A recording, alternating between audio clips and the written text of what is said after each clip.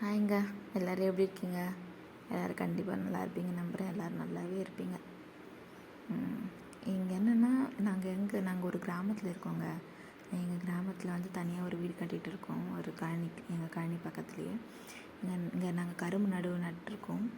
அப்புறம் கொஞ்சம் ஒரு 50 சென்ட் மட்டும் நடுவு நட்டுருக்கோங்க.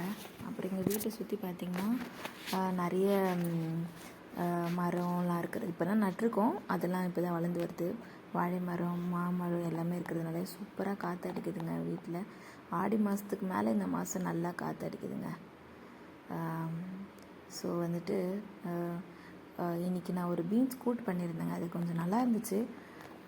அதை உங்களுக்கு எப்படி செஞ்சன்றது காமிக்கலான்னு சொல்லிட்டு இந்த வீடியோ எடுத்துருக்கேங்க.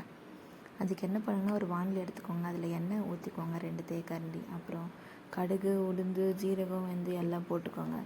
வெங்காயம், தக்காளி, கருவேப்பிலை, பூண்டு எல்லாமே என்ன பண்ணுங்கள், தனியாக அரைஞ்சி வச்சுக்கோங்க. மொத்தமாகவே போட்டுடலாங்க. இதில் மொத்தமாகவே போட்டு நல்லா ஃப்ரை பண்ணுங்கள். அது நல்லா கொஞ்சம் பொன்னிறமாக ஆகணுங்க. ஆன உடனே என்ன பண்ணுங்கள், நீங்கள் பீன்ஸ்லாம் கொஞ்சம் ஒரு ஆஃப் பாயில்டாக பீன்ஸையும் பருப்பு அதிலே வந்துட்டு ஒரு கப்பில் போட்டு வேக வச்சுக்கோங்க. பீன்ஸையும் பருப்பையும் வேக வச்சிட்டிங்களா? இப்போ என்ன பண்ணுங்கள், வேக வச்ச பீன்ஸ் எடுத்து போட்டுக்கோங்க. கொஞ்சமாக தண்ணி வச்சு வேக வச்சுக்கோங்க. ஏன்னா வந்துட்டு தண்ணி வேஸ்ட் ஆகிடும் இல்லையா? பீன்ஸோட தண்ணி வந்து உடம்புக்கு ரொம்ப நல்லதுங்க. அது ஏதாவது சிறுநீரக கல் இருந்தால் கூட சரியாயிடும்னு சொல்லிட்டு கேள்விப்பட்டிருக்கேங்க. ஸோ அது வந்து வேஸ்ட் பண்ணாமல் யூஸ் பண்ணிவிடுங்க. சூப்பாக கூட குடிச்சிடுங்க. அதில் போட்டு ஒரு மிளகு, ஜீரகம் போட்டு சூப் பண்ணி குடிச்சிடுங்க. டேஸ்ட்டாக இருக்கும். பீன்ஸ் போட்டதுக்கப்புறம் என்ன பண்ணுங்கள், அதில் கொஞ்சமாக மஞ்சத்தூள், உப்பு, மிளகாய்த்தூள் போட்டுக்கோங்க. அப்புறம் வேக வச்ச பருப்பையும் போட்டு கொஞ்சம் மிக்ஸ் பண்ணி விட்டுருங்க தண்ணி ஊற்றி. ஸோ கன்சிஸ்டன்சி இப்படி தாங்க இருக்கும்.